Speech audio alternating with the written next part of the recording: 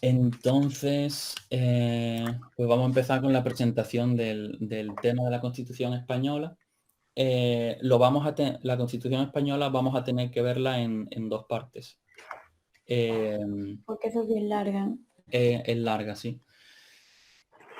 Y nosotros vamos a estar viéndola aquí de manera un poco más superficial. Vamos a ver los aspectos más importantes. Ahora bien, lo bueno que tiene la parte del administrativo común, sobre todo los temas que son más genéricos, incluso a nivel del Estado, ya no solo de la Junta de Andalucía, especialmente los del Estado, como es la Constitución española, que es de ámbito español, por así decirlo.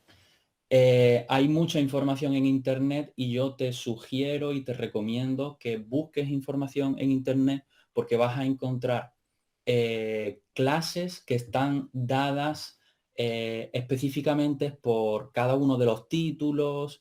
Vas a encontrar clases que están subidas ya en Internet de gente muy competente, de gente muy buena y que para preparar la Constitución española va a ser muy bueno porque pues hay gente que está trabajando a diario con la Constitución española y domina el tema como no lo hago yo.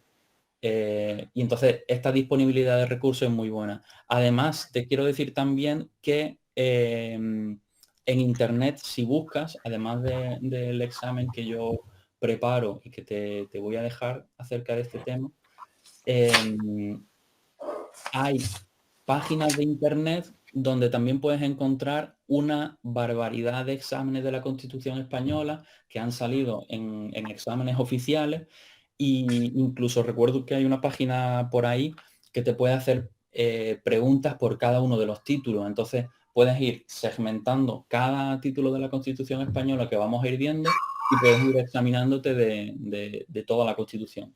Eso Entonces, sí lo tengo yo, la constitución la tengo yo hecha en esquema y resumida de mi primo estaba con la Academia Máster D, ajá, que eso de la constitución española era extensa, pero al no poder más. ya ves, sí. Y entonces yo iba buscando esquemas en internet y iba añadiendo información y la tengo hecha. Vale, genial. Pues todo ese tipo de cosillas viene súper bien. Bueno, vamos al lío. La Constitución española, vamos a hacer una pequeña introducción. Como estuvimos viendo en los temas de la Unión Europea, que había unos tratados originarios y constitutivos de la Unión Europea, la Constitución española pues es la ley fundamental que podríamos decir así que da origen, aunque España como concepto ya viene siendo muy antigua, el documento legal y oficial que le da origen, pues es la Constitución española, ¿no? Anteriormente teníamos un modelo de gobierno diferente con la dictadura de Franco y es esta Constitución la que permite de manera efectiva hacer esa transición, ¿no? Hacia el gobierno democrático parlamentario. Entonces, pues la Constitución española es la ley fundamental del Estado. Va a estar garantizando de la misma manera que habíamos visto en la Unión Europea la división de poderes en el gobierno que va a gobernar, va a ejecutar las políticas, el legislativo que va a hacer las leyes y el judicial que va a estar controlando el cumplimiento de las leyes. Em, mm, Bueno, en realidad es cierto que la división de poderes es efectiva porque los poderes no lo tienen las mismas personas, son personas distintas, pero como veremos, pues en realidad eh, elegimos a nuestros representantes y de esos grupos que salen, ¿no? Los grupos políticos, luego pues se elige al gobierno y luego son entre el poder legislativo y el poder ejecutivo que de alguna manera están vinculados, también eligen a los cargos responsables del Poder Judicial. Entonces, sí, por un lado es verdad que sí hay una división de poderes, pero por otro lado es verdad que también hay una vinculación eh, entre la gente que gobierna tanto el Parlamento, como el gobierno o los órganos de la justicia. Bueno, que no quiero decir que todos sean amigos, ¿no? Porque también hay gente de la oposición, pero pues es así. Los antecedentes de la Constitución española, como te había mencionado anteriormente, en 1975, el 20 de noviembre, se muere Franco y es como el punto de partida así a grosso modo. El 22 de noviembre se va a proclamar al rey como sucesor de la dictadura. En 1997, el 4 de enero, ya habían estado debatiendo sobre no continuar en la dictadura y entonces se quiere hacer un proceso, o sea, se hace un proceso de reformar el sistema electoral, por así decirlo, porque anteriormente, por ejemplo, el Partido Comunista o determinados partidos o agrupaciones políticas no estaban permitidas y con esta ley para la reforma política, en el 4 de enero del 77, pues se permite, ¿no?, que se constituyan de manera legal y que se presenten a las elecciones todos los partidos políticos. El 15 de junio tienen lugar las elecciones, a las que van también pues estas agrupaciones que anteriormente estaban prohibidas, y es en Halloween del 78 que con cada uno de estos, o sea, lo primero que se celebran las elecciones y se forman las Cortes Generales. Las Cortes Generales, que es el órgano legislativo. Las Cortes Generales que se han formado después de estas elecciones abiertas, lo que hacen es desarrollar y aprobar la Constitución en un consenso con los distintos grupos políticos del momento. El 6 de diciembre, que es un día festivo en nuestro calendario, esta festividad se origina porque el pueblo ratifica mediante referéndum la Constitución que han aprobado las Cortes Generales. El 27 de diciembre el rey sanciona y promulga la Constitución y 2 días después, el 29 de diciembre, se publica oficialmente en el Boletín Oficial del Estado, el BOE. Entonces ya tenemos la Constitución con nosotros desde ese punto y vamos a ver las características que tiene. Dice que es consensuada por lo que te digo, son diferentes partidos políticos los que están haciendo parte de las Cortes Generales y están los de derecha, los de centro, los de izquierda y entre todos ellos llegan al consenso de elaborar esta Constitución. Es escrita porque es el formato que tiene, jurídica porque establece las bases normativas de lo que va a ser el Estado del Reino de España, de la forma en la que se va a gobernar y cuáles van a ser las normas fundamentales. La Constitución española es la norma fundamental del Estado. Es de origen popular porque, aunque son las Cortes Generales las que elaboran entre ellos la Constitución española, nosotros previamente hemos votado a las Cortes Generales, a las cámaras de las Cortes Generales. Entonces se supone que pues en realidad sale de nuestra voluntad, se supone. Es rígida en tanto que los procedimientos que existen para modificar cualquier parte de la Constitución española son complicados. No se puede cambiar la Constitución española así como así. Y como veremos posteriormente, hay unas determinadas secciones de la Constitución española que van a estar incluso más blindadas o más protegidas respecto de cambios que se quieran proponer y hacer. Se puede, sí, pero es rígida la Constitución española y por tanto es difícil. Es extensa porque tiene 169 artículos y está codificada u ordenada porque eso, ¿no? Pues tiene como una estructura y está codificada en distintos artículos con sus apartados. No sé si solo estaba viendo. Yo lo veía. Dice, en ocasiones es ambigua e imprecisa. Esto lo que quiere decir que la Constitución española establece las bases de todo lo que va a ser el funcionamiento de nuestra sociedad. Pero muchas veces la Constitución va a parecer como que no concreta y lo hace de manera deliberada. Es ambigua y no precisa de manera deliberada porque lo que quieren es que sea a través de las leyes que se van a ir generando para regular los distintos aspectos de la sociedad mediante las leyes orgánicas o las leyes normales, va a ser ahí donde sí se va a precisar sobre cada asunto. Pero la Constitución española, como ley fundamental, no quiere ser muy, muy determinante. Si no, imagínate, ya es larga de por sí, si se pusiera a detallar cada una de las cosas, pues no. Y ambigua porque da cierto margen de actuación y de decisión al poder legislativo para legislar más de acuerdo a una filosofía o a una visión política o en la otra línea, ¿no? Hay cierto margen de actuación ahí. Vale. Dentro de la Constitución española, lo primero que nos encontramos es el preámbulo.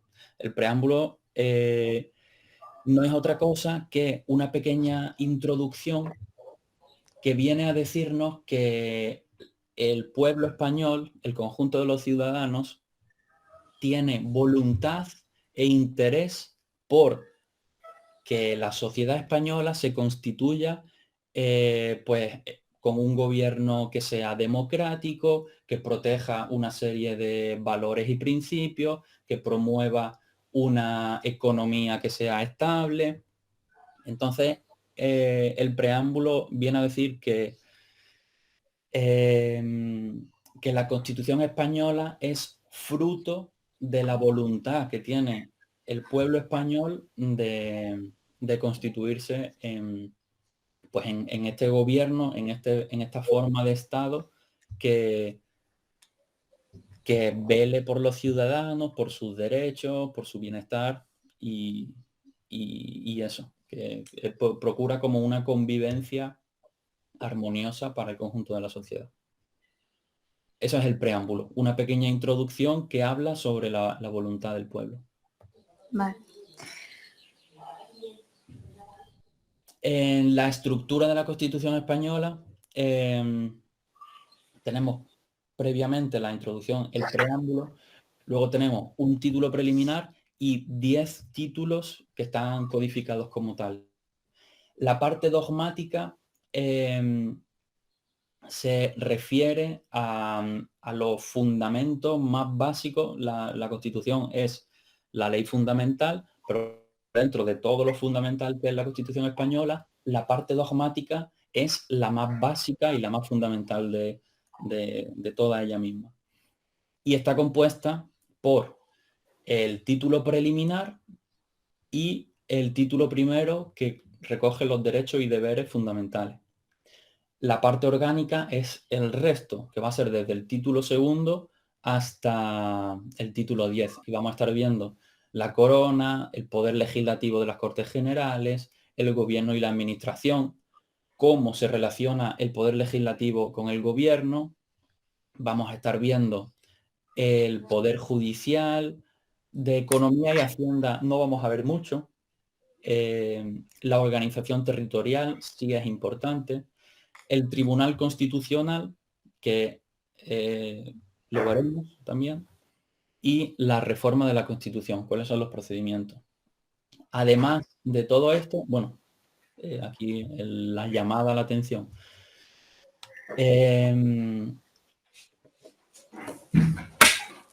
Bueno, pues ¿no? Como pone ahí, en total son 11 títulos. es posible que en las preguntas te puedan, en una pregunta del examen, ¿cuántos títulos tiene la Constitución? Pues bueno, en total son 11. Ahora bien, si en un lado, si una de las respuestas posibles fuera un título preliminar, otros 10 títulos, esa respuesta tendría preferencia sobre otra respuesta que dijera 11 títulos, ¿vale? O sea, en total son 11, pero si una de las respuestas posibles dijera que es uno preliminar y otros 10, pues especifica un poquito más. Las dos serían válidas, pero especifica un poquito más. Pero bueno, que en total son 11 títulos. 11 títulos que tienen un total de 169 artículos y además tiene 15 disposiciones que vienen al final de la Constitución. Por un lado tenemos 4 disposiciones adicionales, 9 transitorias, una derogatoria y una final. Y esto, no sé, 4911 es importante recordarlo. Y luego para tú a lo mejor tener como una regla mnemotécnica que te pueda ayudar a decir, bueno, pero ¿cuáles eran las 9? ¿Las adicionales o las transitorias o la derogatoria? No sé qué. Lo bueno que la final siempre va a estar al final, la derogatoria va a ser una también. Y bueno, 4911, hazte de jefe, le digo yo. Te hace de jefe y con eso no se te olvida, porque tiene la A primero, la T después y el resto ya te ayuda, ¿no? Como de 4911 y nada, porque es una chuminada, pero pues más de una vez ha salido una pregunta con respecto a las disposiciones. El título preliminar. Vale. La primera parte de la Constitución española, sin contar con el preámbulo, es el título preliminar. Forma parte de ese segmento dogmático y establece el fundamento ultra básico de lo que va a ser el gobierno de España o de España como la conocemos como tal.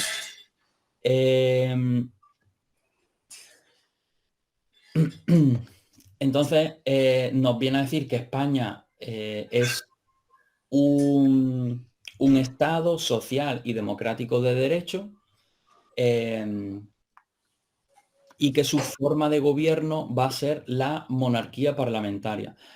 Vamos a estar viéndolo las cosas más importantes así por encima para que tengas como este acercamiento, ya este acercamiento inicial, pero la Constitución española requiere de bastante atención y profundización. De hecho, en todos los exámenes, 100% seguro de que van a salir varias, no una pregunta, sino varias preguntas de la Constitución española, siempre. Y no es como otros temas que puede haber, que a lo mejor te estudias un tema y no, de pronto no te cae nada. No es el caso de la Constitución española, que siempre van a caer preguntas en el primer examen. Entonces, nosotros vamos a estar viéndolo aquí superficialmente. La Constitución española se basa en la indisoluble unidad del pueblo español y va a estar, es patria común e indivisible de todos los españoles y va a estar también garantizando la autonomía de las regiones y de las nacionalidades. Luego tenemos la lengua, que como sabes es nuestro castellano. Se permiten otras lenguas también oficiales, que sean oficiales, pero de acuerdo a lo que establezcan los estatutos de autonomía de las diferentes comunidades autónomas. La bandera no tiene mucho. Aquí hay una de ejemplo por hacer referencia a que el título preliminar habla de España, pero esta bandera no sería la correcta, sería sin el escudo del Reino de España. La bandera del Reino de España, lo único que hay que tener en cuenta son 3 franjas horizontales y la amarilla es el doble de gruesa que las exteriores. Simplemente, la amarilla el doble de gruesa que la de arriba y que la de abajo. La capital, una pregunta rápida, a ver si la, si la aciertas o no. ¿Sabes cuál es la capital de España? Madrid. ¡Ah! Error. Lo normal es que pensemos que la capital de España es Madrid y no, no estás del todo equivocada, pero es una pregunta súper estúpida que pueden hacer también en los exámenes. Alguna vez ha sucedido y que solamente te equivocas la primera vez. Ya con esta equivocación ya no te vas a equivocar más. No, Hombre, ya, ¿cómo? ya no me equivoco más, si no en Madrid. Ya, ya, ya. Pues resulta que textualmente la capital es la Villa de Madrid. Madre mía. Sí, totalmente. Entonces ya con esta no va a haber más problemas. La Villa de Madrid es el núcleo original que tiene la capital realmente. Aunque le decimos Madrid, es la Villa de Madrid. Vale. Los partidos políticos y los sindicatos, las asociaciones empresariales, todos ellos se crean y su ejercicio va a ser libre, su ejercicio y su creación va a ser libre, y luego la estructura y el funcionamiento va a ser democrático. O sea que la manera en la que se van a organizar y van a funcionar tiene que ser democrático. Ahora, a la hora de crear y hacer su actividad, eso va a ser libre. Los partidos políticos van a ser la manera en la que el pueblo español manifiesta su voluntad, es la herramienta que tiene el pueblo español para manifestar su voluntad, y los sindicatos y las asociaciones empresariales van a estar procurando el derecho van a estar procurando la defensa de los intereses, pues uno de los trabajadores y otro de las empresas. Las Fuerzas Armadas. Aquí es importante la, la diferencia también. Porque las Fuerzas Armadas van a estar garantizando la independencia y la soberanía de España, esas cosas las garantiza. Porque te pueden hacer juegos con el verbo defender o garantizar y luego con ya sea lo que garantiza o lo que defiende. Es también otra tontería, pero pues es que con este tipo de cosas hacen las preguntas trampas, que te juegan, o sea, pues te pueden confundir, a ti de oída te puede sonar bien ambas cosas y ya la hemos liado porque no sabemos cuál es la respuesta buena. Entonces, las Fuerzas Armadas lo que van a garantizar es la soberanía y la independencia, y lo que van a defender los militares, lo que van a defender va a ser el territorio, defienden el territorio y van a defender también el ordenamiento constitucional. Entonces, quédate como que, entre comillas, por así decirlo, la defensa con armas, por así decirlo, va a ser a nivel de territorio y a nivel de constitución. Esa es la defensa. El resto va a ser la garantía. Tanto es así que con el proceso independentista de Cataluña, pues ya se vio cómo se estaba empezando a activar el ejército, ¿no? Como que estaban haciendo unas patrullas, no sé si se iban allí para Cataluña, salió algo de eso hace tiempo en la tele. Bueno, las Fuerzas Armadas están compuestas por el ejército de tierra, el ejército del aire y la armada. Y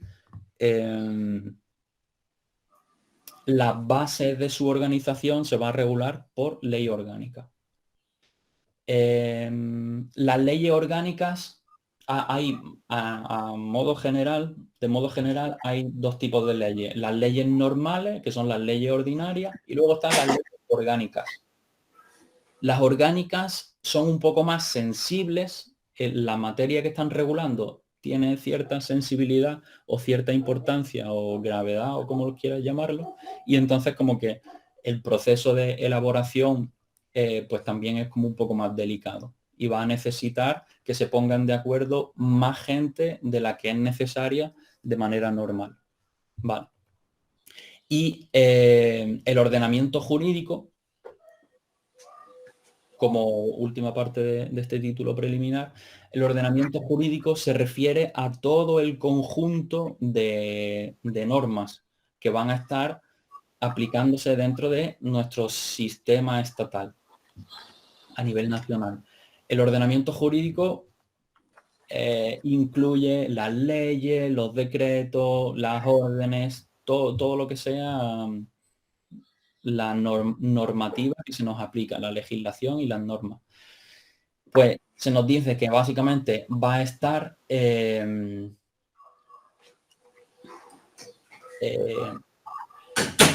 va a estar vinculando y afectando tanto a la ciudadanía como a los poderes públicos. Vamos a verlo un poco más en detalle. El artículo 9 dice, somete por igual tanto a los ciudadanos como a los poderes públicos. Los poderes públicos van a estar promoviendo la libertad, la igualdad y a este respecto todo lo que sea un obstáculo para la libertad y la igualdad, los poderes públicos tienen la obligación de remover esos obstáculos y van a estar promoviendo también la participación ciudadana en todos los aspectos de la vida social, política, económica y cultural. Y luego dice que la Constitución española garantiza una serie de principios de legalidad, refiriéndose a que todo el funcionamiento de la actividad pues social, política, o sea, todo el funcionamiento dentro de nuestro Estado va a estar regulado por las leyes. Ahora bien, publicidad, de alguna manera la ciudadanía tiene que ser consciente de las leyes que hay. Por eso las leyes tienen que ser públicas y se les tiene que dar publicidad. Y para eso están los boletines oficiales. El boletín oficial de España, el BOE, o de la Junta de Andalucía, el BOJA, etcétera. O los boletines provinciales. Jerarquía normativa se refiere a que las leyes van a estar por encima. Por ejemplo, tenemos la base, que es la ley fundamental, que es la Constitución.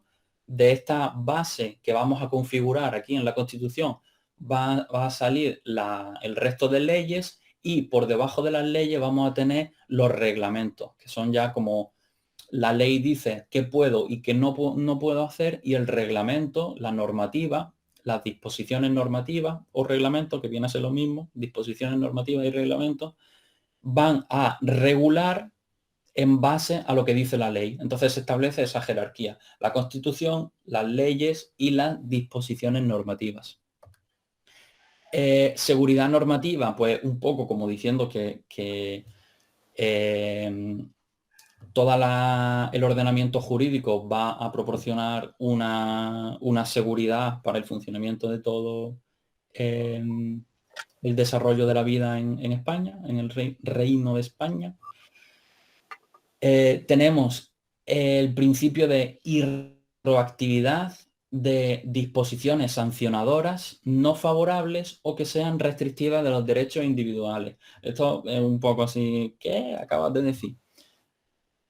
Lo que quiere decir esta irretroactividad, eso significa que cuando se aprueba una ley que tiene carácter sancionador, y además te dice sancionador de manera no favorable, o sea que no favorable o incluso que llegue a restringir tus derechos individuales. Cuando se aprueba una ley que tiene este carácter, se aplica desde ese momento en adelante.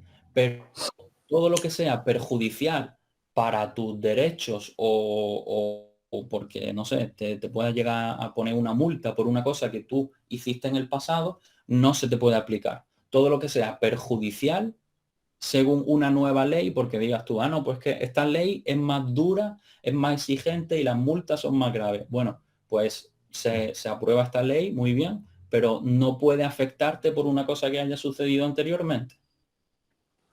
Vale. ¿Vale? Esa es la irretroactividad de las disposiciones que sean sancionadoras no favorables porque te perjudica o que incluso te pueda llegar a restringir tus derechos individuales, como puede ser la libertad, que te manden a la cárcel o cualquier historia. Y por último, está el principio de la responsabilidad e interdicción de la arbitrariedad de los poderes públicos. Estos principios tienen WhatsApp. Básicamente dice que los poderes públicos, como veíamos aquí al principio, dice el ordenamiento jurídico somete por igual a los ciudadanos y a los poderes públicos. Los poderes públicos, si hacen las cosas malamente, también están sujetos a responsabilidad, como veníamos diciendo anteriormente. Entonces, los poderes públicos no pueden actuar arbitrariamente y saltarse la ley. No, si lo hacen, van a ser responsables y pues también van a ser sancionados. Eso es lo que quiere decir. Muy bien. Vamos a ver primero la estructura del título 1. Aquí, Verónica, te digo que yo creo personalmente que de lo más importante que puedes hacer a la hora de prepararte la Constitución española es dedicarle el tiempo que sea necesario a aprenderte la estructura del título primero, por encima del resto. De la Constitución en general también, Vale. que no tiene mucho. Pero del título primero es súper fácil, facilísimo que te puedan caer preguntas. Súper fácil. Y tiene alguna cuestión que vamos a ver que tiene un poco de interés. Mira, dentro del título primero, nada más que empieza, vamos a tener un artículo que es el artículo 10, que va a estar él solo, ahí, el artículo 10. Y nos va a hablar del orden público y de la paz social. Muy bien. Después tenemos el primer capítulo, ¿vale? Que aquí ya va a haber un conjunto de artículos que habla de los españoles y los extranjeros. El capítulo segundo habla de los derechos y las libertades. Muy bien. Ahora, volvemos a tener un segmento. Esta segmentación ya solamente sucede aquí, en el capítulo segundo del título primero. Bueno, no lo he dicho y es importante, el título primero recoge los derechos y deberes fundamentales.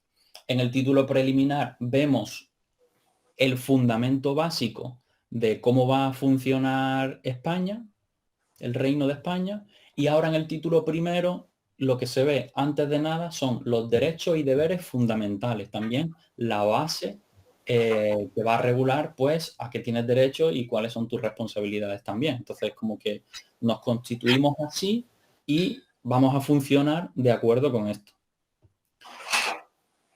El artículo 10, como decía, está suelto. Luego tenemos los dos primeros capítulos. En el capítulo 2,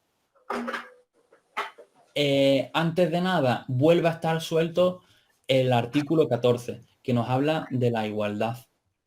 Y ahora tenemos la sección primera, derechos fundamentales y libertades públicas, y la sección segunda con los derechos y deberes. En realidad, de por sí la estructura no es tan compleja, porque vamos a ver que son 5 capítulos y solamente el capítulo 2 tiene 2 secciones. Pero, pues no sé, el coso este de que hay 2 artículos por aquí que están dentro del título, pero no terminan de estar como en ningún cajón, por así decirlo, pues bueno, tiene su cosilla.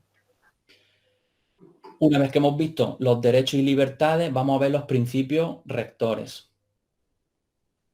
Luego vamos a ver las garantías de todos los derechos y en qué ocasiones los derechos se pueden suspender. Hay una cosa que no he dicho. ¿Por qué si tenemos en el capítulo 2 los derechos y las libertades, tenemos 2 secciones distintas? Porque podríamos verlo directamente todos en el capítulo 2 y no hacer esta distinción. Pues se hace esta distinción porque los derechos fundamentales y las libertades públicas de los ciudadanos, que es la sección primera, va a estar protegida de una manera especial con respecto del tema, resto de derechos y deberes. Por eso se hace esa subdivisión en dos secciones. La sección primera va a estar más blindada a la hora de querer reformar la Constitución y alterar cualquiera de sus contenidos.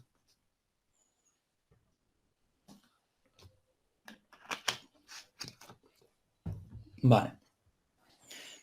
Te repito, esta estructura es muy importante. Sería interesante que una vez que tengas claro esto, o directamente si te ves también bien, pues estaría bien, que vieras los artículos que le corresponde tanto al título primero como al capítulo primero, segundo, a las secciones, todo eso es importante.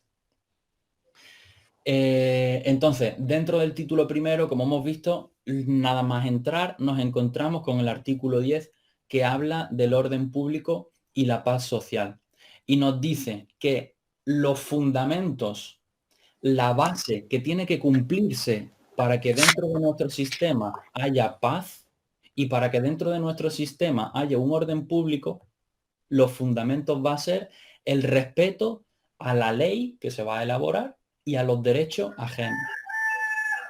Va a ser el respeto a la dignidad de las personas. Va a ser el respeto, valga la redundancia, a los derechos que son inviolables. Valga la redundancia porque se puede entender como que ya estaba incluido anteriormente, pero así se especifica. Y el libre desarrollo de la personalidad.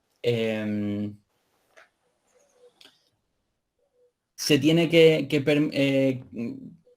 se tienen que dar estos elementos, el respeto en general a la ley y a los derechos ajenos y que una persona se sienta libre de desarrollar su personalidad pues, de manera que no se vea coartada, ¿no? Si se dan todos estos elementos, el artículo 10 nos dice que vamos a poder tener orden público y que va a poder haber paz social. Vale. Ahora nos dice también que las normas que vayan a regular cada uno de estos derechos y estas libertades se van a interpretar de acuerdo con la Declaración Universal de los Derechos Humanos, así como por otros acuerdos que el Gobierno de España firme y se suscriba. Entonces, si en un futuro se plantea la ocasión de no, pero es que yo interpreto que esto puede ser así, bueno, pues vamos a estar revisando esta documentación, la Declaración Universal de los Derechos Humanos y, el resto de acuerdos internacionales en los que España se haya comprometido.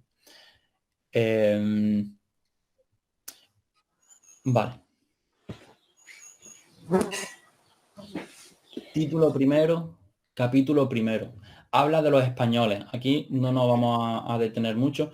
Repito, vamos a estar haciendo una visión superficial, pero es interesante y necesario que veas en detalle tanto el contenido del temario que aparece, como una vez que lo hayas visto después, que te animes a ver y trabajar con la Constitución española para que tú vayas haciendo las comparaciones y veas. Vale.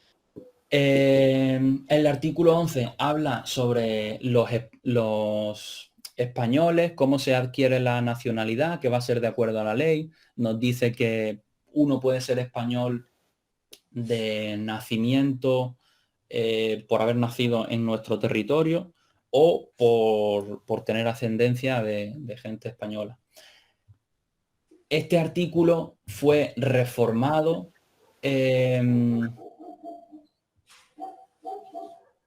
mentira, fue el 13.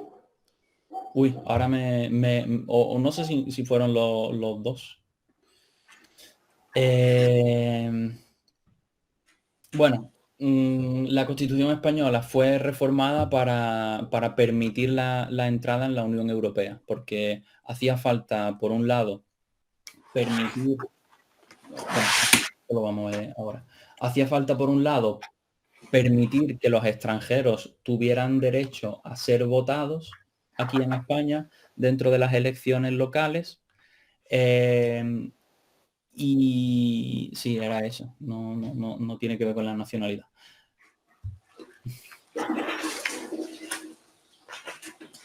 Bueno, el artículo este también nos dice que se permite tener doble nacionalidad, especialmente con países que hayan tenido cierta vinculación con nosotros, como pueden ser los Filipinas o los países de Latinoamérica. Y también con otros países con los cuales se llegue a acuerdo. Por ejemplo, en mi caso, pues con Bélgica no hay ninguna vinculación así como especial, solamente a través de la Unión Europea. Históricamente sí que pudiera haber más, pero bueno, que son culturas bastante distanciadas, por así decirlo. Y pues está la posibilidad de tener esa doble nacionalidad como así la tengo en mi caso, ¿no? Soy español y belga simultáneamente. El artículo 12, la mayoría de edad, 18 años, no tiene mucha historia. Artículo 13, los extranjeros. Nos viene a decir que los extranjeros que estén en España van a tener todos los derechos, salvo el de participar en las elecciones generales del Estado. Luego tenemos la coletilla, que esto fue lo que se reformó para poder entrar en la Unión Europea, que nos dice que en las elecciones locales, que se refiere a los ayuntamientos, a los municipios, sí van a poder presentarse y llegar a ser alcaldes o alcaldesas si consiguen los votos. El título primero, hemos visto el artículo 10 que estaba afuera, el capítulo primero, y ahora vamos con el capítulo segundo, con los derechos y las libertades. La primera parte vuelve a ser un artículo que está suelto, no está encajonado, que es el artículo 14, y nos habla de la igualdad. Aquí, nuevamente importante, ya cuando estuvimos viendo el tema de medio ambiente, hubo alguna cosilla también que tenía este toque de atención con respecto a son todos, nos vamos a estar refiriendo de que la igualdad es para toda la ciudadanía, o va a ser solamente para los españoles, o va a ser para toda la ciudadanía española. Es posible que hagan preguntas con esto. Bueno, pues aquí nos dice que la igualdad va a ser de los españoles. Si te dicen en una de las posibles respuestas que iguales va a ser todas las personas, pues no sería la correcta. La correcta sería los españoles. Vale. Vale.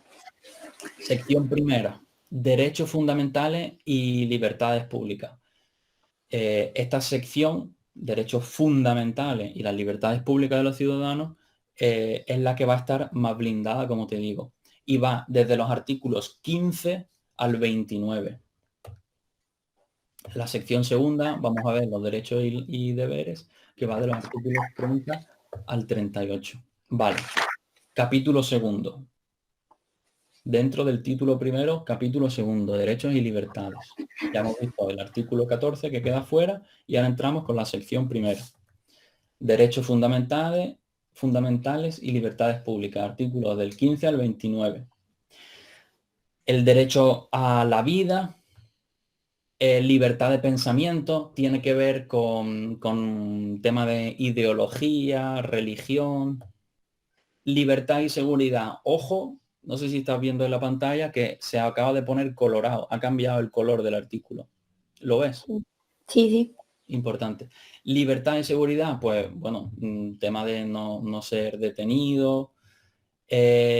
Derecho al honor, la intimidad y la imagen. Aquí es donde se habla de que no se puede entrar en la casa, porque la casa es inviolable, por así decirlo. se garantiza el secreto de las comunicaciones y pues el honor de la familia, a grosso modo.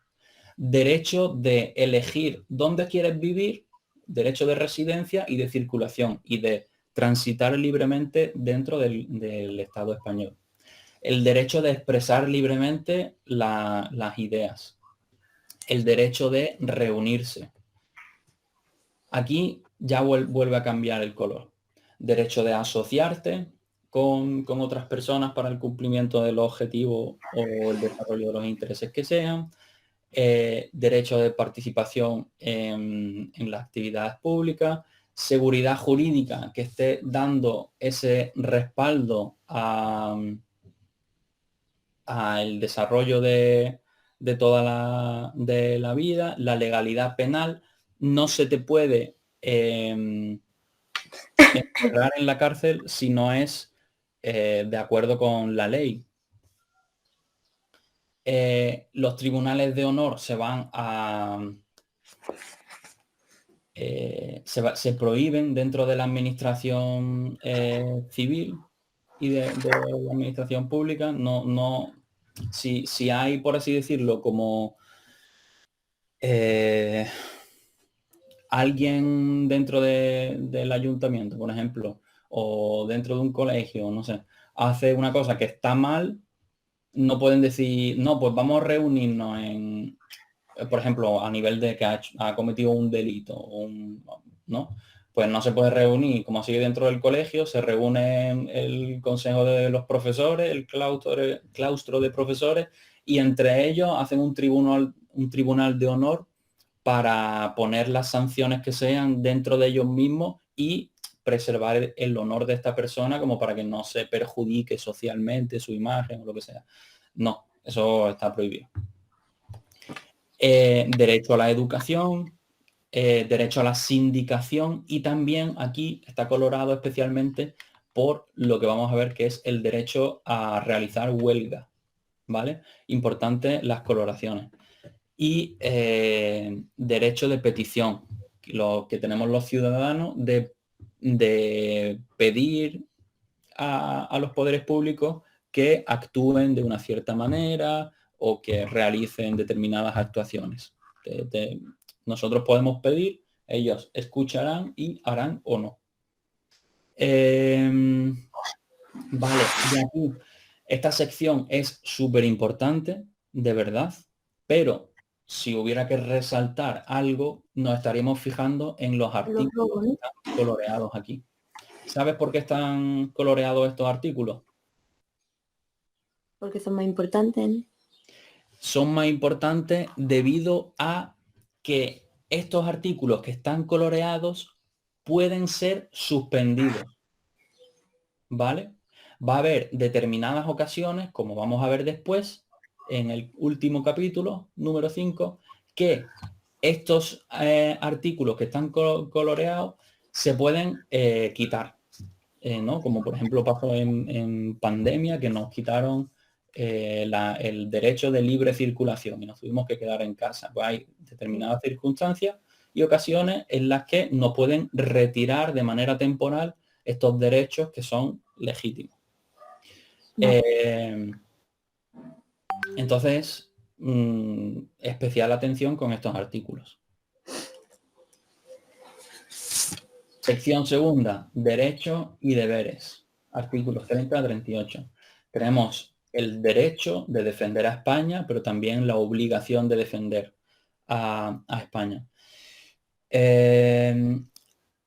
Si por lo que sea, en el caso de una guerra, como sucede en Ucrania, lo que sea, si el gobierno de España hiciera un servicio militar para la ciudadanía que quisiera participar en la defensa, como está pasando en Ucrania, existe la posibilidad de rehusarte a hacer, pues, empuñar un arma, como se dice, ¿no? Y hacer uso de la objeción de conciencia, que se llama así, objeción de conciencia, y tú alegas que tú no quieres quitarle, que va en contra de tu moral o de lo que sea, y tú no le quieres quitar la vida a otra persona. Entonces tú haces uso de ese derecho de objeción de conciencia y, pues, según nuestra constitución,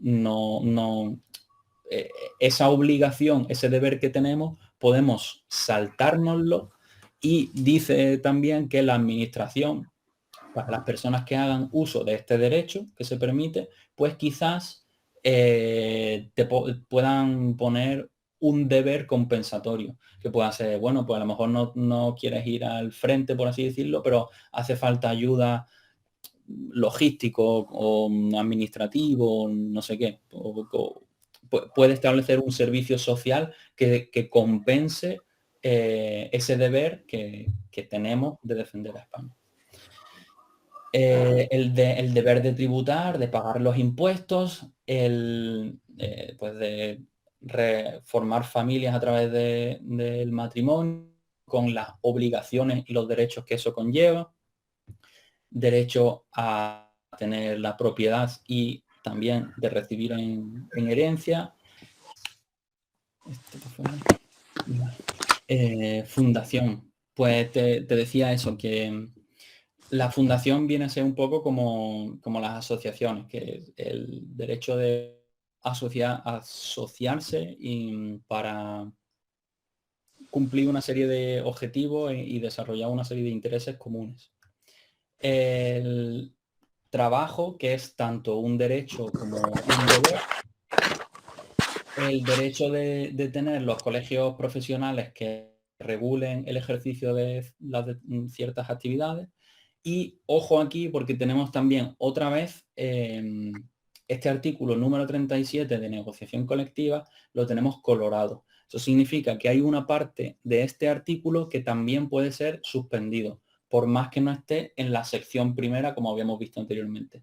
Vale. De esta parte, la negociación colectiva nos interesa las medidas de conflicto colectivo, y son pues aquellas medidas que ya sean los sindicatos o un colectivo profesional determinado. Te estaba poniendo el ejemplo de los aeropuertos, por ejemplo, con las empresas que le pueden pagar poco.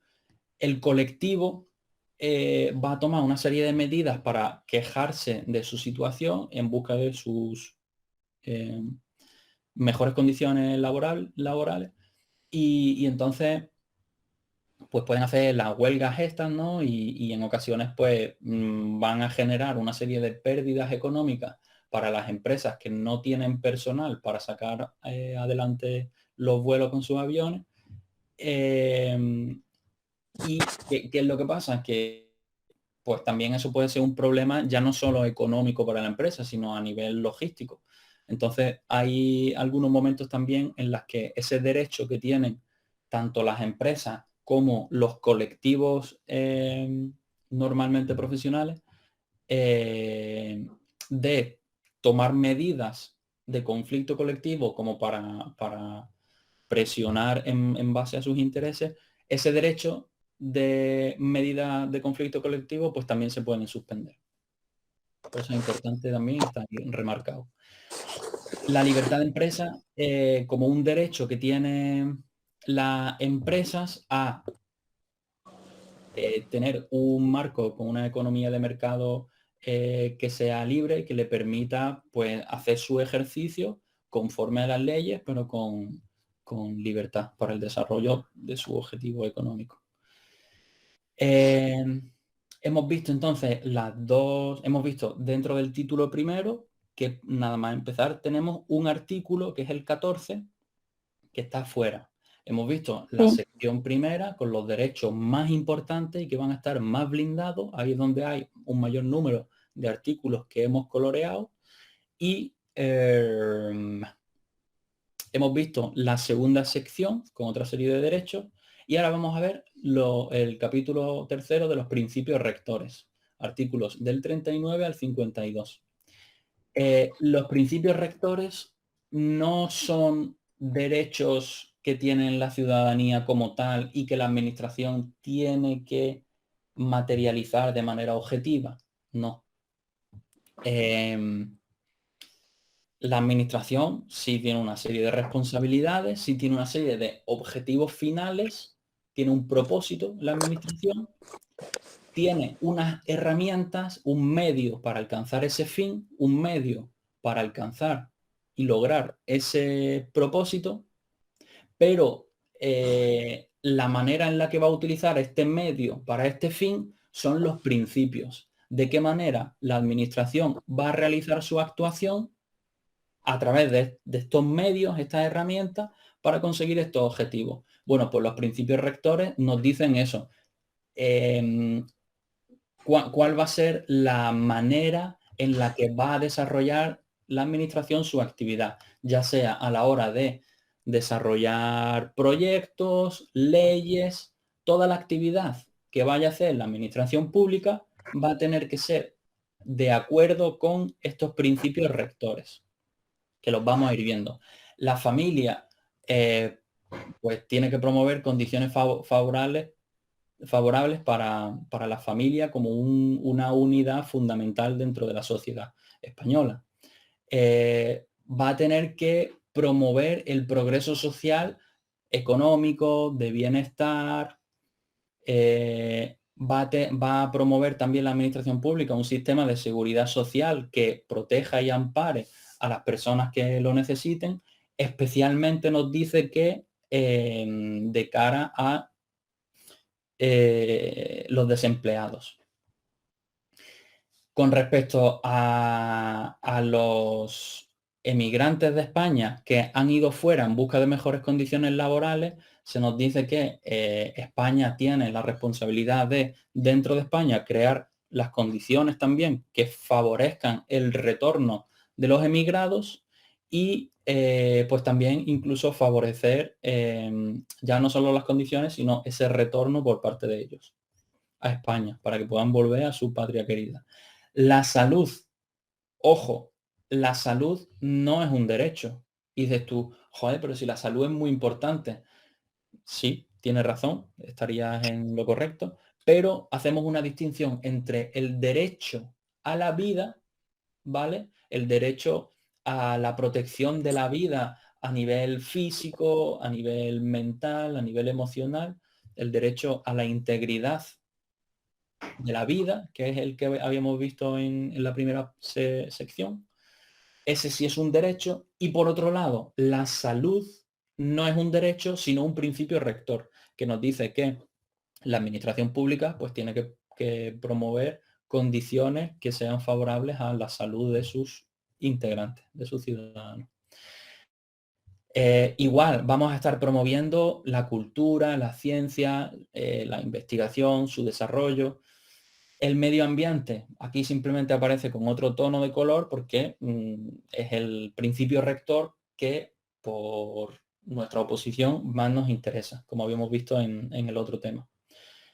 Lo mismo con el patrimonio artístico, no solamente conservarlo, de hecho, hasta si lo podemos incrementar o potenciar, pues también. La vivienda es un principio rector, la administración tiene que procurar a través de su actividad favorecer las condiciones. No tiene la obligación de darnos una vivienda a cada uno de nosotros, no, pero sí con su actividad tiene que favorecer las condiciones para que la ciudadanía pueda acceder a una vivienda que sea digna y adecuada. Paradójicamente, cada vez pareciera que se está haciendo más difícil. Y nos dice también que la administración tiene que procurar no especular, que no se especule con el uso del suelo. Quizás vamos un poco tarde con esto, pero bueno.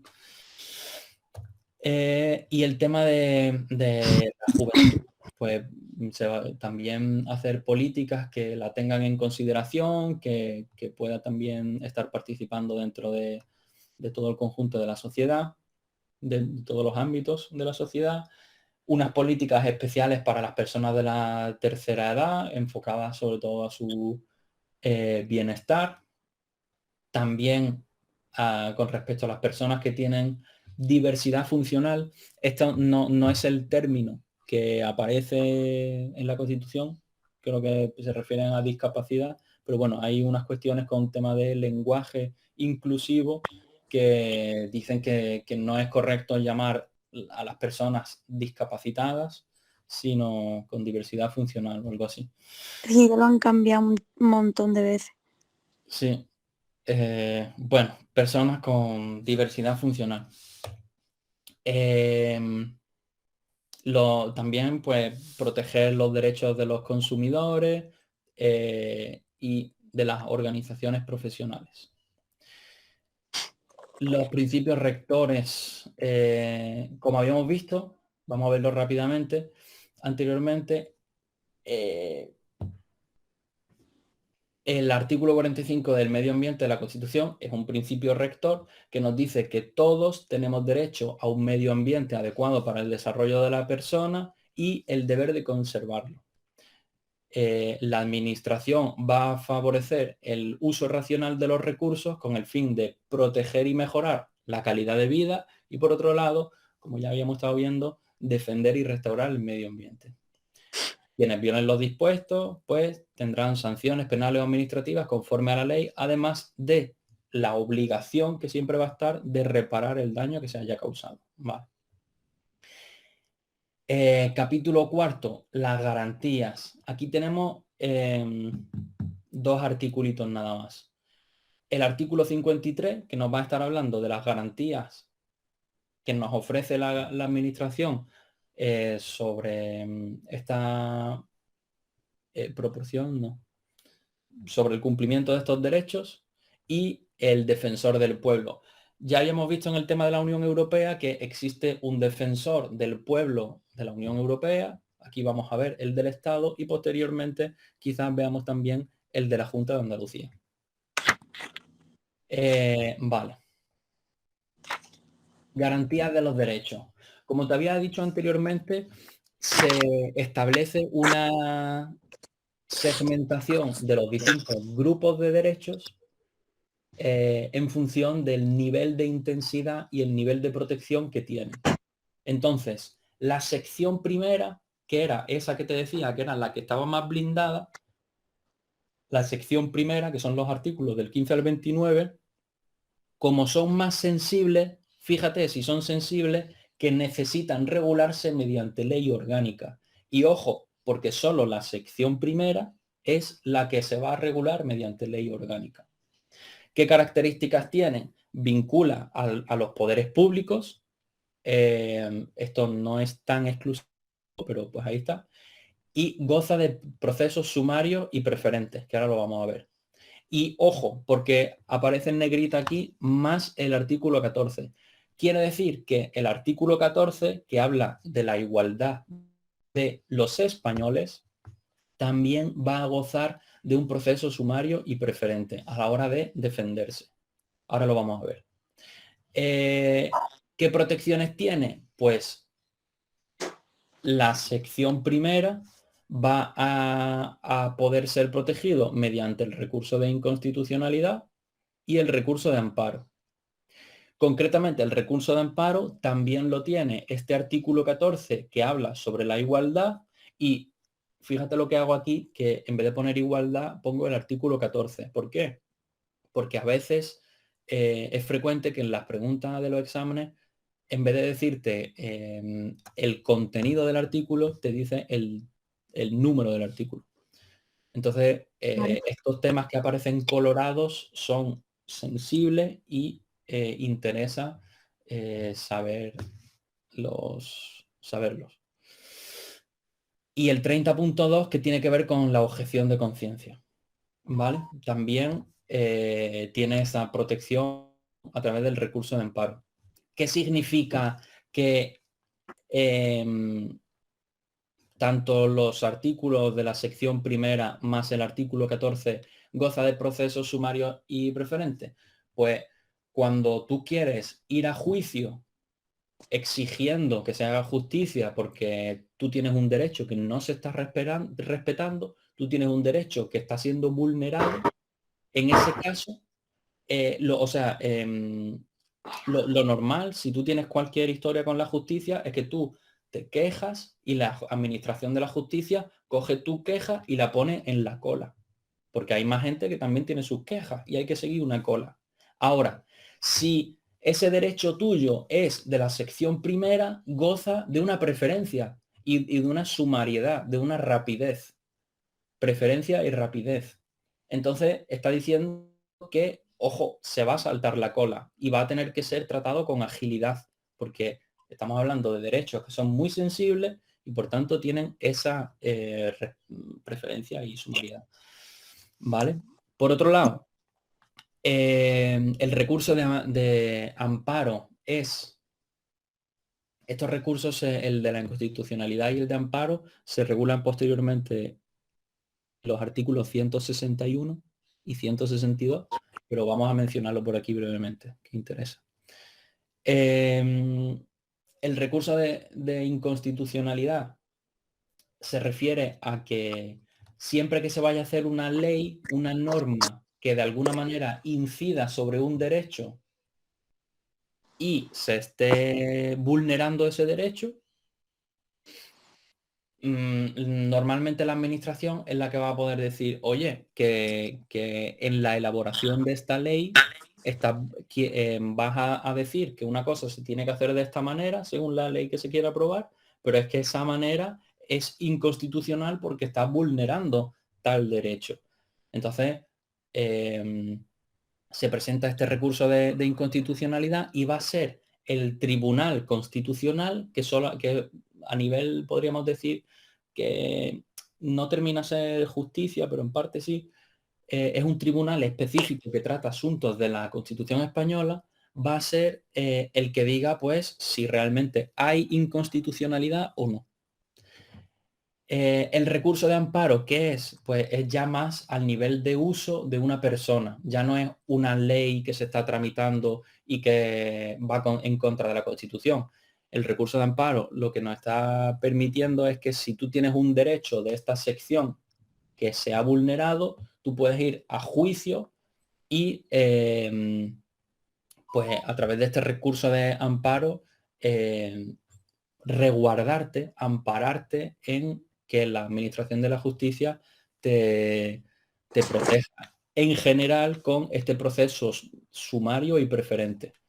¿Vale? El recurso de amparo es también para la objeción de conciencia y nos dice aquí que en realidad la sumariedad y preferencia solamente lo tienen la sección primera más el 14. La objeción de conciencia no. Pero sí que tiene ese recurso de amparo. Vale. El capítulo segundo. Vale. Aquí creo que tendría que poner sección segunda. Porque sí, sección segunda. Esto lo tengo que corregir. El resto de derechos nos viene a decir que como ya no son tan importantes como los primeros, se van a desarrollar por ley normal.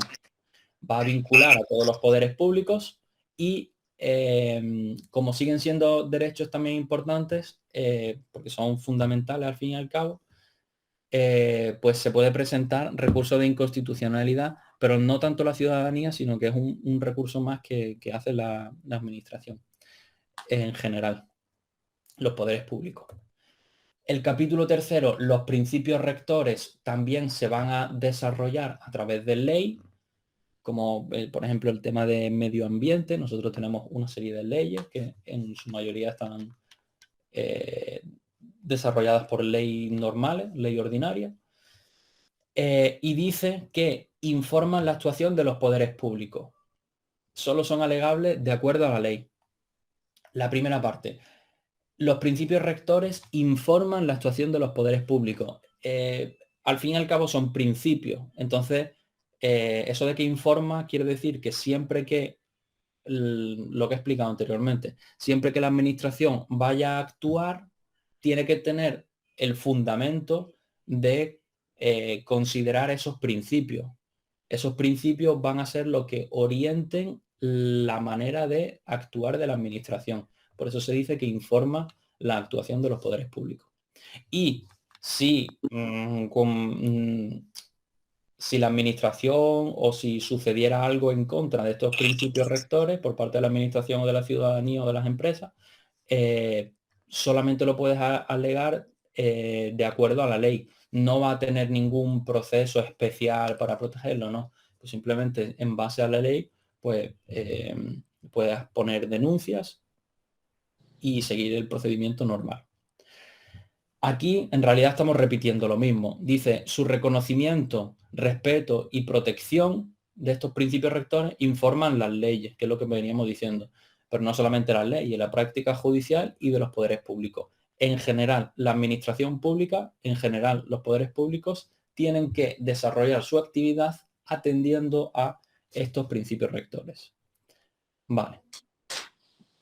Y como había dicho anteriormente, el artículo 161 y 162 de la Constitución española recogen los recursos de inconstitucionalidad y de amparo. Garantías, el defensor del pueblo. Lo vamos a ver rápidamente, ¿vale? Sí puede caer alguna cosilla, sí, la verdad que sí, porque además no es lo mismo que te pregunten por el defensor del pueblo de España, que el de Andalucía o que el de la Unión Europea.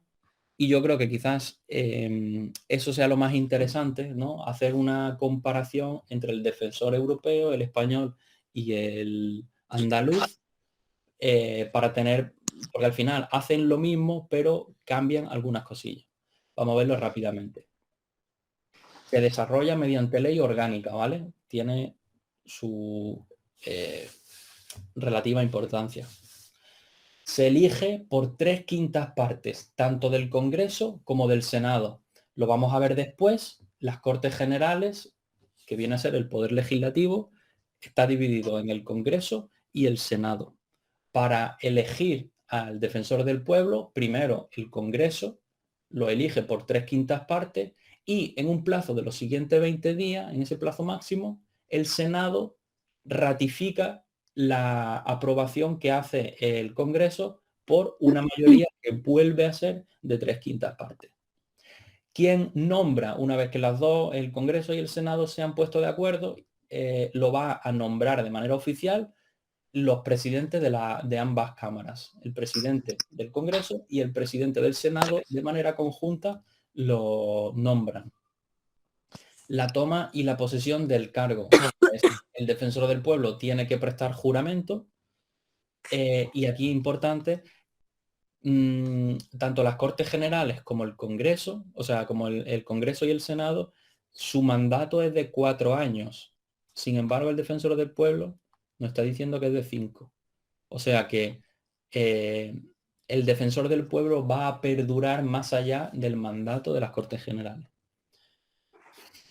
¿Cómo cesa? Cesa de manera normal, pues o porque ha hecho algo mal y los tribunales dicen que lo inhabilitan, ¿no? Porque pues, ha hecho, no sé, un delito o lo que sea, porque se muere o porque renuncia.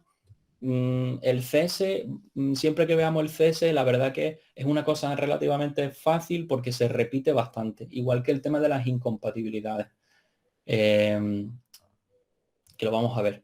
Puede cesar por fin de su mandato, porque ya haya cumplido los 5 años, porque muere, porque cese, porque los tribunales lo digan. La función, como habíamos explicado con el defensor del pueblo europeo, pues va a estar velando por el respeto de los derechos, ¿vale? Esto no hace falta tampoco verlo mucho porque no tiene gran cosa. Si el defensor del pueblo, para hacer la investigación de a ver qué es lo que ha pasado, necesita colaboración, tanto la ciudadanía como los poderes públicos estamos obligados a colaborar con el defensor del pueblo.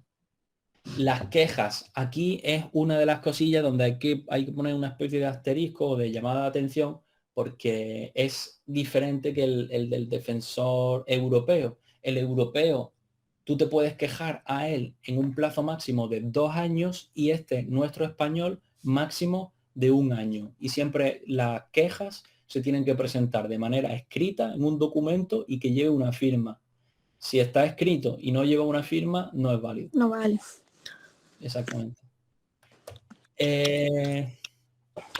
Las quejas que reciba el defensor del pueblo y que sean o sea, y que tengan que ver con el ámbito de la justicia, se van a remitir al ministro fiscal, que como vamos a ver posteriormente, el ministro fiscal son una serie de funcionarios que de manera activa van a estar promoviendo el cumplimiento de la ley. Entonces, hay una distinción entre los jueces y los tribunales, que ellos son los que dicen esto se ha hecho bien, esto se ha hecho mal. Ellos dicen solamente, pero ellos no van como detrás de a ver quién ha hecho algo bien o a ver quién ha hecho algo mal. Ellos simplemente le traen el trabajo y ellos dicen si se ha hecho bien o si se ha hecho mal. Eso los tribunales y los jueces.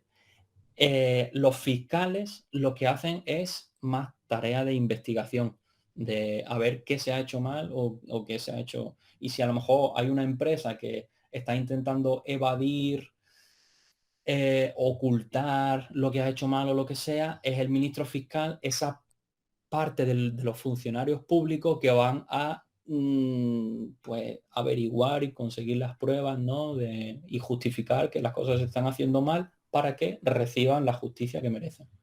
Vale. Entonces, las quejas en el ámbito de justicia se van a requerir a este ministro fiscal, al Ministerio Fiscal no, perdona, al fiscal general, que es el máximo responsable de la investigación de estos asuntos, o al Consejo General del Poder Judicial, que dentro de, como vamos a ver posteriormente también, el Poder Judicial son los tribunales que hacen cumplir, o sea, controlan el cumplimiento de las leyes, los tribunales, y luego a nivel político, podríamos decir, hay un órgano que no es un órgano que hace los juicios. Este órgano no hace juicio. Este órgano simplemente administra el funcionamiento de la justicia. Este órgano dice, pues tú juez te vas a ir a trabajar aquí, o no sé, es más administrativo. Es el órgano de gobierno de la administración, pero no la imparte, no de la justicia, perdona. No imparte la justicia. Solamente gobierna pues toda la administración de la justicia. Vale. Seguimos con el defensor del pueblo. Incompatibilidades.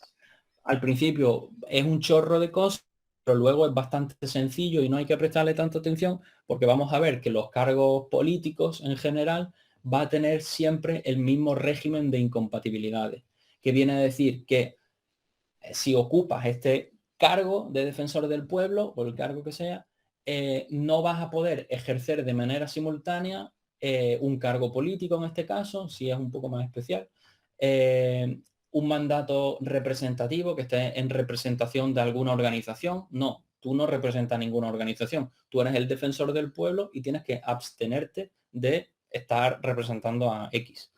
No puedes tampoco trabajar en la administración pública, ni tener otras profesiones, ni estar afiliado a partidos políticos, ni a sindicatos. Se supone que el defensor del pueblo tiene que ser imparcial y no puede estar vinculado ni con las empresas ni con la administración, para que pueda hacer su función con imparcialidad. Prerrogativas. ¿Qué facultades especiales tiene el defensor del pueblo? Pues dice que es inviolable. Esto lo que quiere decir es que en su trabajo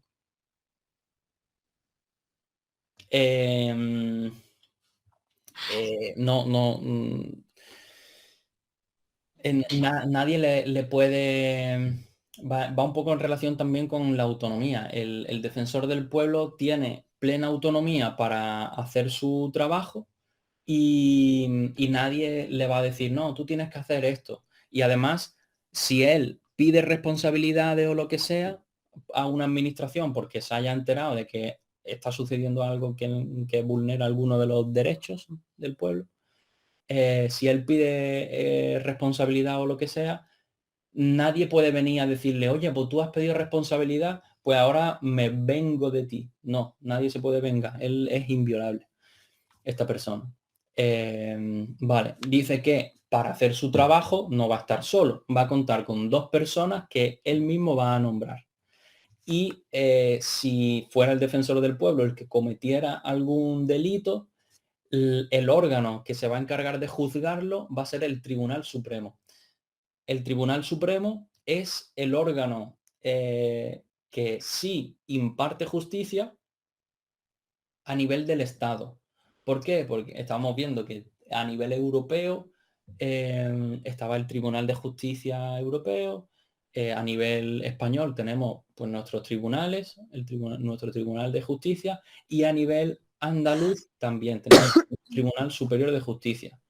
Como este es un cargo estatal, pues se va al Tribunal Supremo dentro de España. Informes. Dice que al final de cada año tiene que hacer informes que se lo van a presentar a las Cortes Generales, al Poder Legislativo, para pues informar de todo lo que ha sucedido y también si sucediera algo que tuviera una especial gravedad, pues no tiene que esperarse un año, porque si hay algo que es especialmente grave, pues directamente puede emitir un informe extraordinario. Capítulo quinto del título primero, suspensión de los derechos. Aquí hacemos relación en el capítulo quinto con todos esos artículos que estábamos viendo que estaban coloreados y que podían ser suspendidos en algunos supuestos. Solamente tiene un artículo, es el artículo 55 y trata sobre la suspensión de los derechos y las libertades. Hay 2 maneras de suspender los derechos. Una va a ser de manera individual, fulanito de tal, le vamos a suspender el derecho a la libertad porque lo vamos a mandar a la cárcel. Vale, muy bien. A nivel individual y otra situación es a nivel colectivo, a nivel de la sociedad española. Y en este caso van a ser de especial interés los estados excepcionales, que los vamos a ver.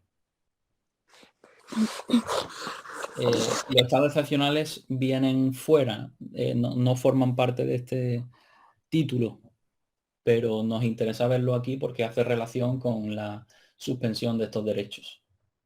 Vale. Bien, dice suspensión individual. La suspensión se va a regular por ley orgánica, pues vamos a estar hablando de derechos que son especialmente importantes. Requiere la intervención judicial para que se puedan suspender los derechos. Hace falta un juez, ¿no? Como te decía, pues que una persona va a la cárcel, bueno, pues requiere la intervención judicial. Y un adecuado control parlamentario. El poder legislativo también va a estar supervisando que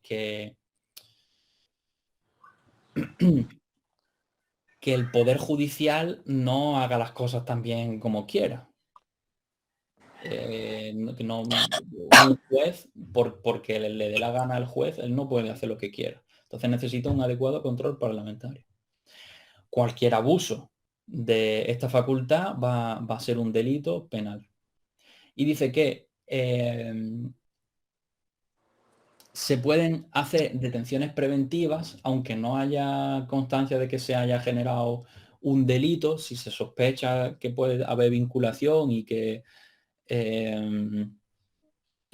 fuera necesario por las investigaciones o que, no sé, pues si se sospecha de que va a haber un atentado o lo que sea y que se puede evitar, pues bueno, en determinados casos se pueden realizar detenciones preventivas que van a durar hasta un máximo de 72 horas. Hazme el favor, ¿tienes el libro abierto ahí? Sí. ¿Pones 72 o 48? Un momento. Artículo 55. Sí. No, 48 horas. Vale, pon 72, por favor. Ya. Vale.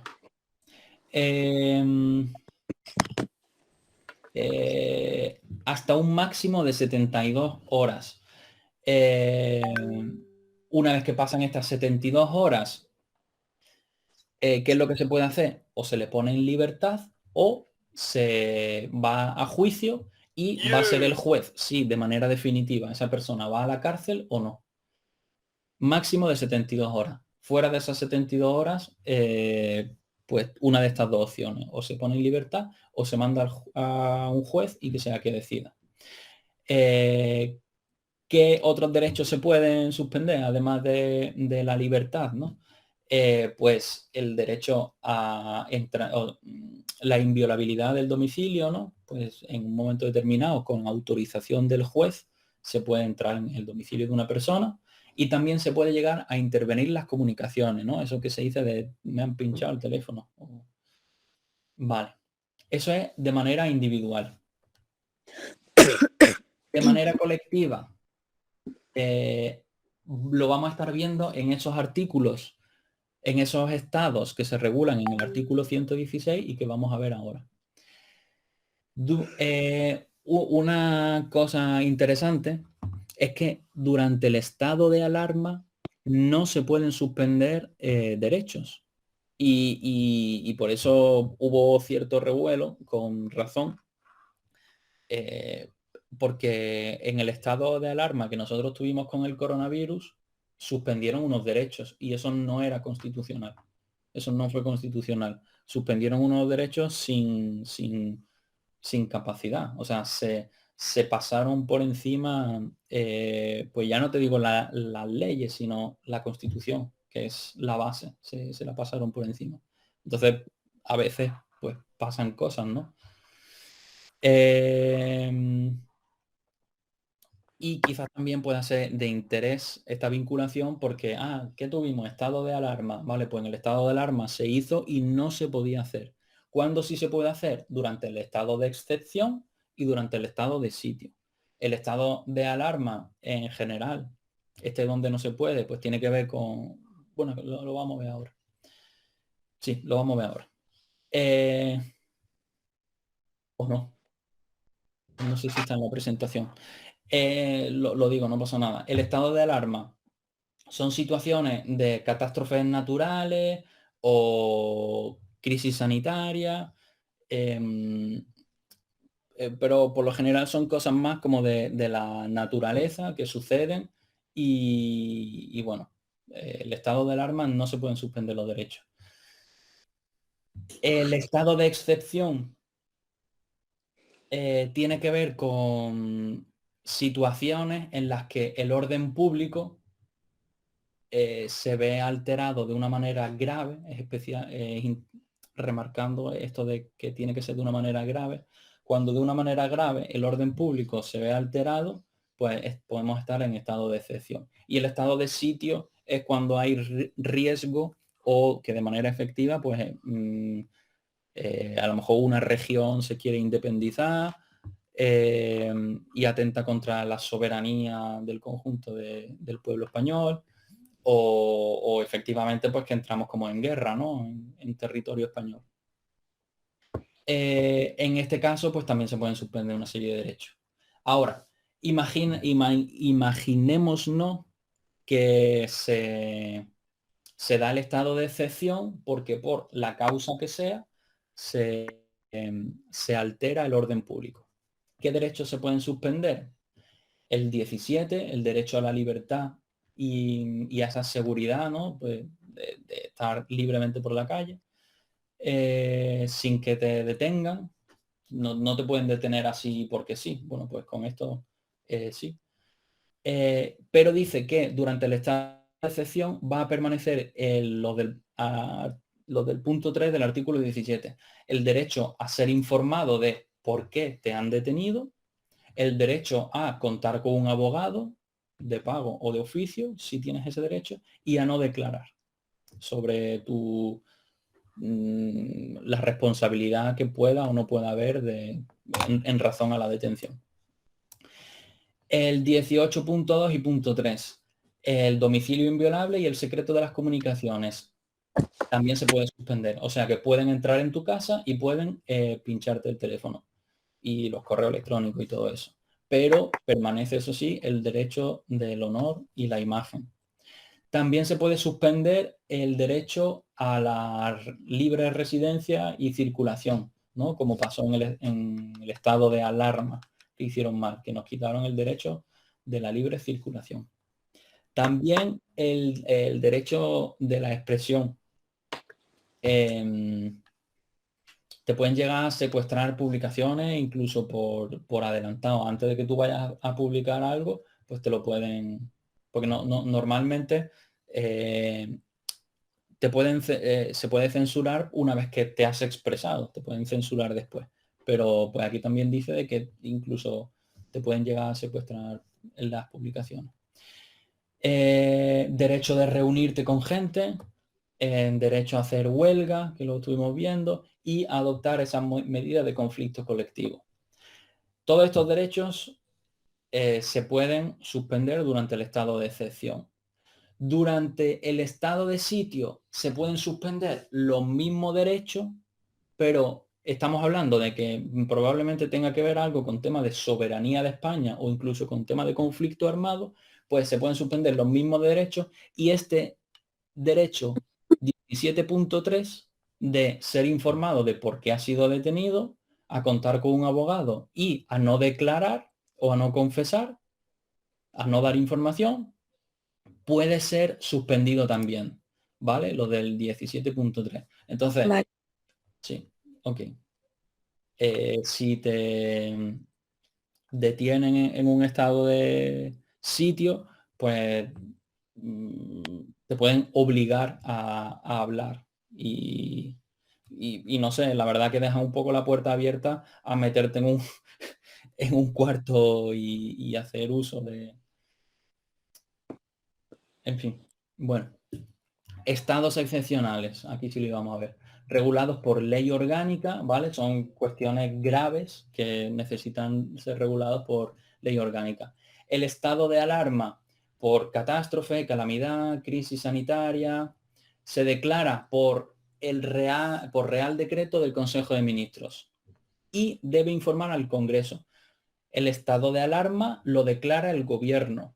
¿Cómo? A través de un Real Decreto del Consejo de Ministros. Pero es el gobierno el que declara el estado de alarma. Ahora sí, tiene la obligación de comunicarle al Congreso, y ojo porque dice Congreso, no dice las Cortes Generales. Las Cortes Generales están compuestas por el Congreso y por el Senado. Pues solamente al Congreso. El gobierno le tiene que informar de que va a declarar o ha declarado el estado de alarma. ¿Por cuánto tiempo? 15 días. ¿Prorrogables? Sí, por plazo también de 15 días, pero ahora sí necesita la autorización del Congreso. En general, hago una horquilla aquí, vamos a estar viendo que la mayor parte de la responsabilidad y de las funciones las realiza el Congreso. El Senado tiene unas pocas también, pero no tiene tantas como el Congreso. Plazo máximo de 15 días. El de excepción, como te decía, por alteración grave del orden público, de los derechos, de las libertades, del funcionamiento democrático, etc. También lo va a declarar el gobierno, es el gobierno quien declara el estado de excepción también, pero ahora sí debe contar con la autorización del Congreso. Ya no le informa después de hacerlo, es que antes de hacerlo necesita su autorización. ¿Por cuánto? Máximo de 30 días y prorrogable sí, pero también con autorización del Congreso. El estado de sitio, amenaza de insurrección, ataque a la soberanía o independencia del Reino de España. Muy bien. Aquí hay un cambio. Quien lo va a declarar va a ser el Congreso, ya no es el gobierno. Pero quien hace la propuesta es exclusivamente el gobierno. Si el gobierno no hace la propuesta, ya pueden haber entrado aquí bombarderos o lo que sea, que hasta que el gobierno no haga la propuesta, no se va a establecer este estado de sitio. Por eso, lo declara el Congreso, pero necesita la propuesta en exclusiva del gobierno. ¿Por cuánto tiempo? Pues lo va a decir el gobierno, el Congreso, que es quien lo declara, y el mismo Congreso va a especificar el tiempo y las condiciones que apliquen durante este estado de sitio. El ámbito, la duración y otras condiciones establecidas por el Congreso. Muy bien. Ahora nos dice que Cuando se activa uno de estos estados de alarma, de exención o de sitio, las Cortes Generales, tanto el Congreso como el Senado, quedan inmediatamente convocados. En el caso, por ejemplo, de que estuvieran de vacaciones, ¿no? Pues automáticamente se convocan y se reúnen. Y mientras esté cualquiera de estos estados, las Cortes Generales no se pueden ni disolver como para que haya otras elecciones, y tampoco su funcionamiento de las reuniones, de las sesiones y tal, se puede interrumpir. No se puede, no se pueden ir de vacaciones, no puede interrumpirse su funcionamiento. Muy bien. Hemos visto el primer título, denso, importante, denso e importante, las dos cosas. Siempre el título primero tiene una especial importancia, ¿vale? El resto de la Constitución sigue siendo importante, pero el título primero tiene una sensibilidad especial. Vale, está bien. El título 2, la corona. Vamos a verlo rápidamente por encima. Con este título hay, igual que con el tema de la Constitución, hay vídeos en internet que son muy buenos acerca de la Constitución, del título este también. Te sugiero que aproveches y utilices esos recursos que están ahí. Vale. Artículo 56 a 65. Un truquito es Capicúo 5665. Capicúo. El rey es el jefe del Estado, son unos poquitos artículos. Dentro de la corona se regula pues todo lo que tiene que ver con esa parte de la monarquía, que es la forma en la que se constituye nuestro Estado, ¿no? Es un Estado social democrático, social y democrático de derecho, y que se funciona como una monarquía parlamentaria. Una monarquía parlamentaria quiere decir que el rey, va a haber un rey, pero no va a estar gobernando. El gobierno va a través de esa, pues de las Cortes Generales que eligen al gobierno y demás. Entonces el rey lo que va a hacer es moderar de alguna manera el funcionamiento de las administraciones, de la administración pública. Es el jefe del Estado, controla los ejércitos. El rey es símbolo también de la permanencia de España. ¿Sí? Y en ese sentido está el tema de que la corona es hereditaria, y en el tema de la sucesión es importante saber el orden de las distintas líneas de sucesión. Va a seguir el orden regular de representación y primogenitura, y dice que se va a poner por delante la línea anterior a la posterior, el grado más próximo al más remoto, el hombre a la mujer, y el de mayor edad al de menos, ¿vale? De eso que hay una pregunta. Pues es posible, es posible. De la Constitución española suelen caer bastantes preguntas. O sea, pues también evidentemente se da cabida a otros temas, pero realmente es uno de los temas que sabes que te van a caer preguntas sí o sí. Varias preguntas.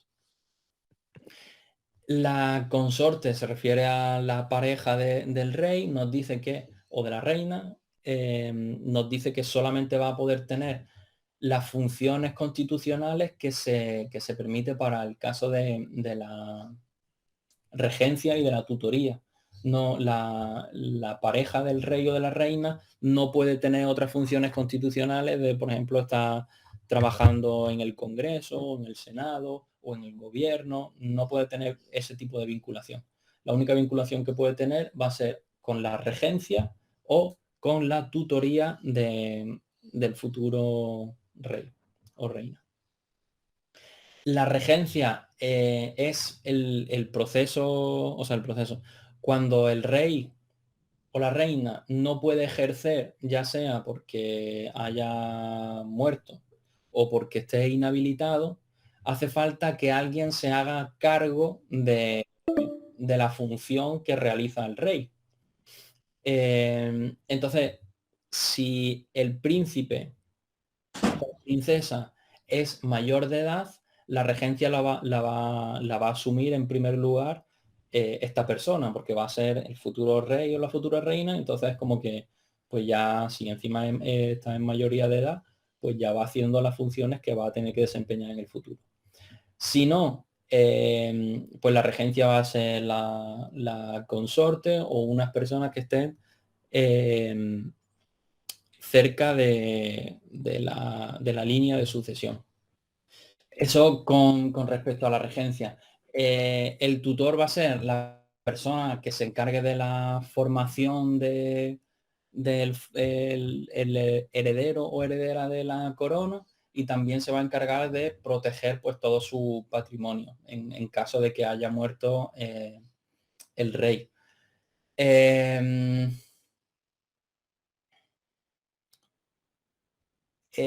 Tanto la regencia como el tutor tienen que ser mayores de edad y españoles, pero con respecto al tutor se nos dice que tiene que ser español de nacimiento, no solamente español, tiene que ser español de nacimiento el tutor.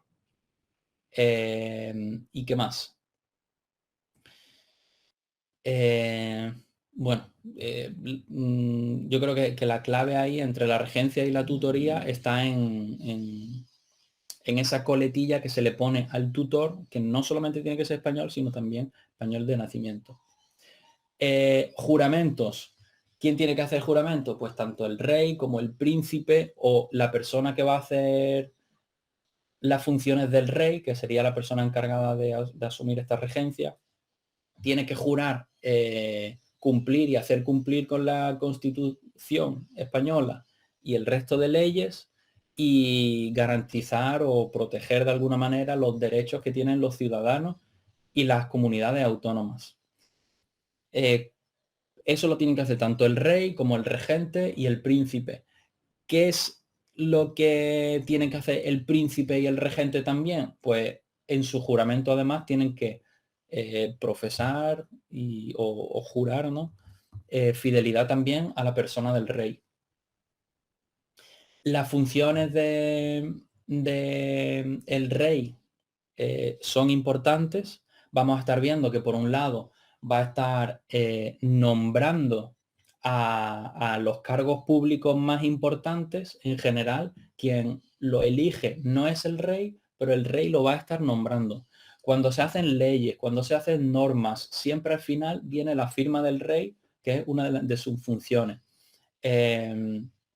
El rey expide decretos,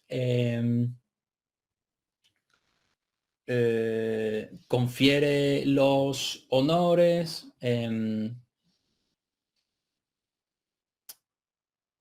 esas funciones, ese conjunto de información que viene ahí también es bastante importante. Sí, no me acuerdo ahora mismo, pero eso que viene y dice que expide los decretos, confiere los empleos, concede los honores, ese chorro de cosillas es especialmente importante. El resto de Vale. funciones son importantes también. Em, Luego, el rey va a ser quien convoca y disuelve a las Cortes Generales, al Congreso y al Senado. En principio no es él quien lo propone, pero sí es la persona que de cara al público pues las convoca y las disuelve. También va a ser el rey la persona encargada de proponer al presidente de gobierno. Dentro de las Cortes Generales, las cabezas de listas salen y independientemente de que tengan más o menos votos, hacen una reunión, todas las cabezas de los partidos políticos se reúnen con el rey, y después es el rey el que, por formalidad, propone al presidente de gobierno y entonces luego ya se hace la votación para ver si sí o si no. ¿Vale? Hay una serie de funciones ahí que son importantes. También es el jefe de las Fuerzas Armadas y demás. Las academias, reales academias, etcétera. Con respecto al carácter internacional, la política exterior, el rey es una figura de representación muy importante dentro de España, porque a España se la conoce pues, por ser una monarquía y no como nosotros en la imagen nuestra de, por ejemplo, de Inglaterra, siempre hemos tenido mucho la imagen de la antigua reina de Inglaterra. Pues en España la imagen que se tiene de nosotros también está muy vinculada a la figura del rey.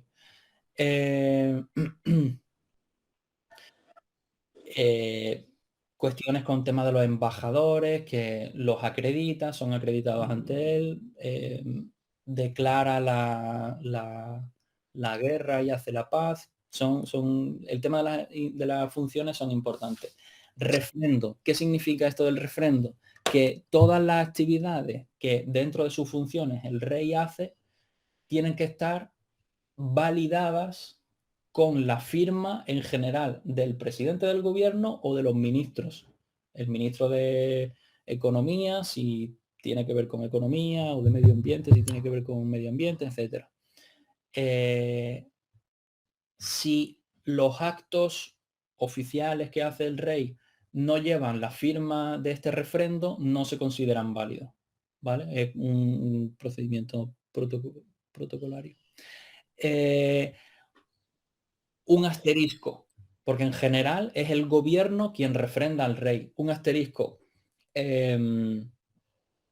Cuando se va a proponer a un nuevo presidente del gobierno y ese presidente de gobierno hay que nombrarlo, tanto la propuesta como el nombramiento no lo va a refrendar la persona que va a ser propuesta o que va a ser presidente. Entonces, ¿quién hace esa función que no puede hacer el mismo presidente de gobierno? Pues la va a hacer el presidente del Congreso, ¿vale? En general es el gobierno quien refrenda los actos del rey, pero para una serie de situaciones, como es la propuesta o nombramiento del presidente del gobierno, pues la hace el presidente del Congreso. Y luego la Casa del Rey tiene un dinero que todos los años coge, no sé, pero son varios millones de euros todos los años, que administra para pagar pues su sueldo, el de su hijo, el de las personas que están trabajando en su casa, los choferes, toda la estructura que tiene, pues la paga a través de estos dineros que salen de los presupuestos generales del Estado y que tiene capacidad para distribuir como le plazca. Y aquí no tiene que dar cuentas a nadie. Como tampoco tiene que dar cuentas a nadie para todo lo que tiene que ver con la casa del rey, tanto de dinero como de contrataciones. El rey puede pagar y contratar como quiera y ahí nadie le puede decir nada y tampoco necesita ese refrendo que sí es necesario para el resto de actuación que realiza el rey. Y esto es una visión muy, muy encima. Cuando tengas tiempo, échale un vistazo a las cosillas que hay por internet porque son muy buenas. Las Vale. funciones, como era importante, dice, sanciona y promulga las leyes, convoca y disuelve las cortes, convoca elecciones y los referéndums, propone al presidente del gobierno, nombra a los y los separa a los miembros del gobierno, expide decretos, concede honores, confiere empleos, ser informado del asunto del Estado, preside el Consejo de Ministros del Gobierno a petición de su presidente, ejerce el mando supremo de la Fuerza Armada, derecho de gracia, no lo he dicho, el derecho de gracia es, ¿sabes lo que es el derecho de gracia o No, que sí o que no? que no sé lo que es. Vale, el derecho de gracia es la potestad que tiene el rey. Una cosa que tampoco he comentado y que es importante, que el derecho es inviolable y no tiene responsabilidad. Entonces el rey puede matar a una persona que, como es inviolable, no se le puede juzgar. Una vez que deje de ser rey, sí. Como ha pasado con el tema de la abdicación, que había cosas por ahí que el rey hizo mal y que no se le pudo decir nada hasta que abdicó. Una vez que abdicó, pues salió en las noticias que ahora se le quería exigir responsabilidades y hubo ahí un poco de polémica. No solamente él es irresponsable, por así decirlo, como que no le van a pedir responsabilidad por ser inviolable, sino que él, el rey, tiene la facultad de ejercer su derecho de gracia, lo que significa que él dice a fulanito de tal o a menganito de cual no se le va a juzgar. Y él tiene el derecho de que por más delitos que haya hecho fulanito, que haya hecho menganito, pues que no se le juzga. Ese es un derecho que él tiene, que está reconocido en la Constitución española y que, bueno, pues ese es el derecho de gracia. Un asterisco, el derecho de gracia no se puede hacer de manera colectiva, ¿vale? Tiene que ser siempre con nombre y apellido. Fulanito de tal no va a ser juzgado y ya está. Y podemos ver también el siguiente artículo, las funciones internacionales, pero un vistazo rápido, solamente para que suene de oído. Acredita a los embajadores son acreditados ante él, los acuerdos internacionales tienen que estar consentidos por el rey también, declara la guerra y hace la paz, necesita la autorización de las Cortes Generales. Como decía, los representantes extranjeros están acreditados ante él y ya está. Con eso hemos terminado el título segundo.